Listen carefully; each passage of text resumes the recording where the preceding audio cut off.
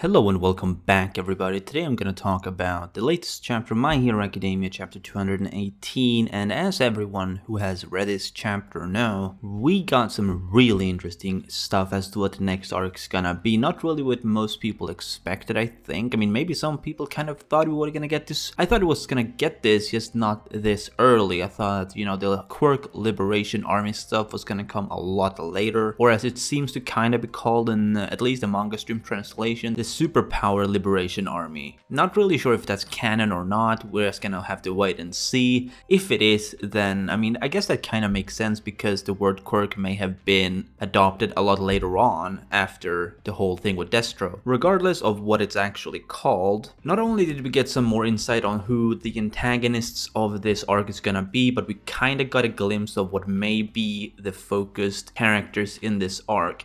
Now, are we gonna get some Deku stuff? Probably, because he is the main protagonist of the story, so I would not be surprised if Deku participates in this arc, but it definitely looks like Bakugo and Todoroki are going to be at the center of it, at least from UA's side. I mean, I'm sure they're gonna be other people as well, like we may have Inasa and Kami also helping out, because all four of them have now got their provisional hero licenses, which means that they're all actually allowed to fight, you know, in the streets and whatever, as long as it calls to it. You know, they're actually allowed to do hero work, at least under supervision. Of course, they're not allowed to be their individual independent heroes yet. They're still students, but they're allowed to do it under supervision, and I think we might be getting something like that. We may even get to see who Bakugo and Todoroki are going to be interning with. I mean, Todoroki is kind of obvious, it's gonna be Endeavor, but we're gonna see probably who will Bakugo intern with, because that is something that I've been kind of wanting to know for a while. Like, I've been wanting to know if Bakugo is going to be interning with Best Jeanist again, but I don't really know if he's back on duty or not. If not, he's gonna have to get a new teacher.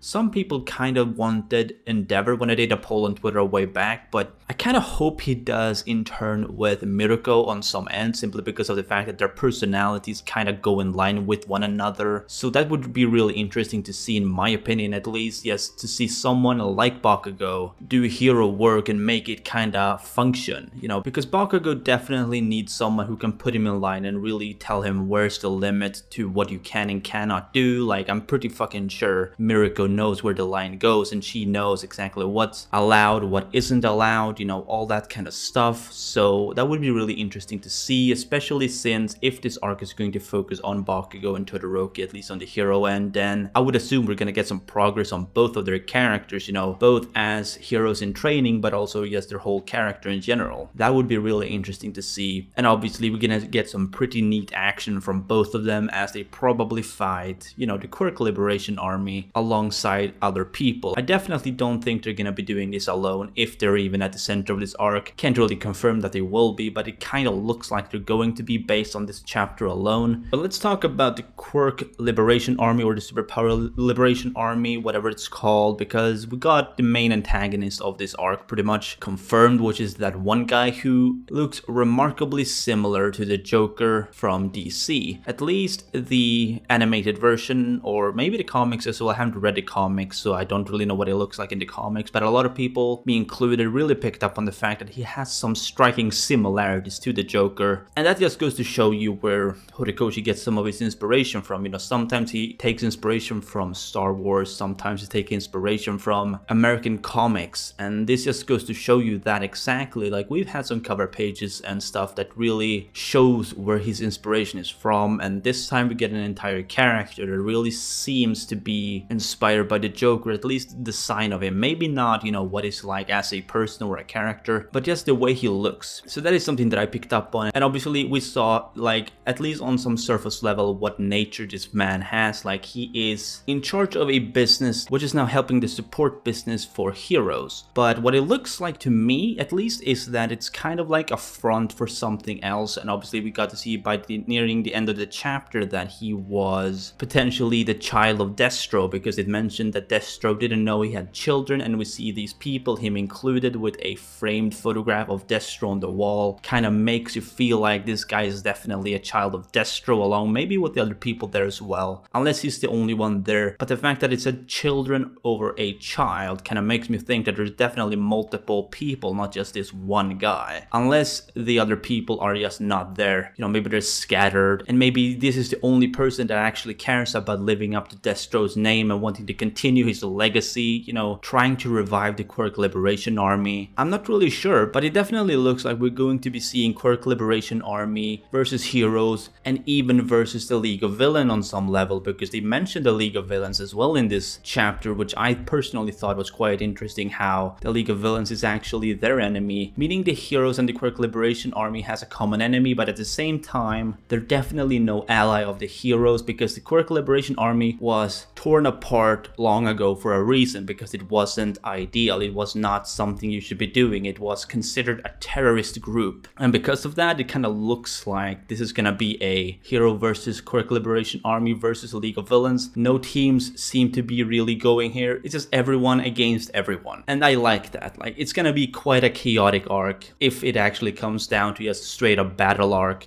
which I kind of hope, because we need some more action in My Hero Academia right now, especially after this training arc, which a lot of people didn't like. I had no issues with it when reading it as more of a bench rather than week to week. So I would really like to see some really good action, especially like Bakugo, Todoroki, potentially Deku as well, because he's the main protagonist. Some other people as well from each end, you know, the Quirk Liberation Army, get some more insight on those people. And also, of course, the League of Villains. It would be interesting to see as who from the League of Villains was that one guy in the Quirk Liberation Army referring to, because he mentioned that he was able to contact one of them, which means that he definitely knows someone that he can get in touch with, but exactly who is that? It could be Dabi, could be Toga, could be Garen, you know, it could be any of these people really. It could even be someone as big as Shigaraki. I don't think it is, but maybe it is. Let's find out. It could be Spinner.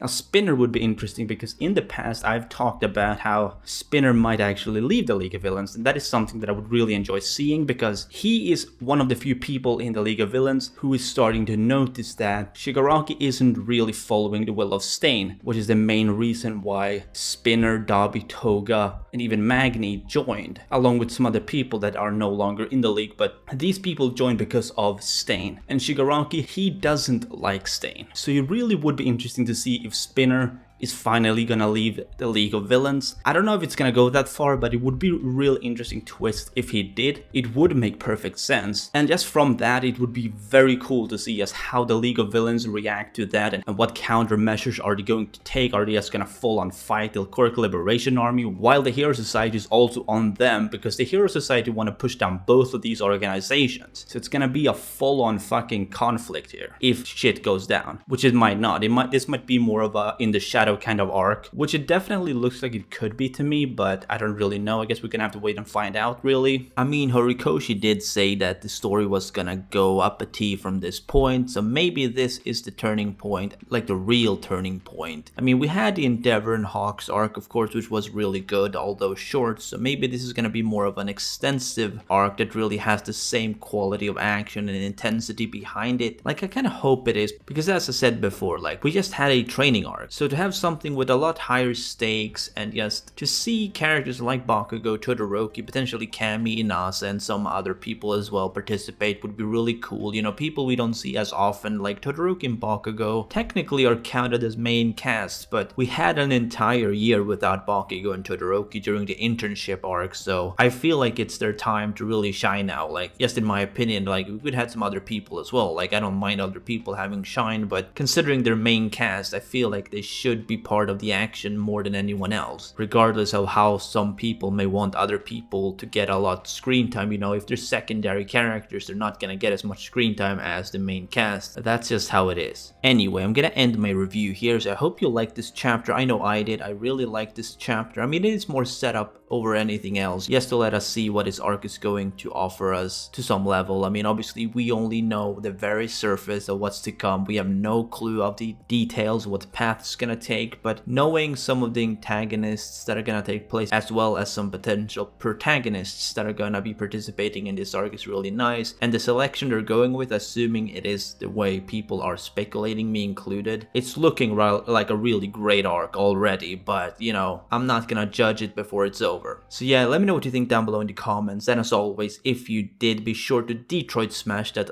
like button if you enjoyed, and subscribe if you haven't done so already. This has been Chaotic Plus, and I'll see you next time.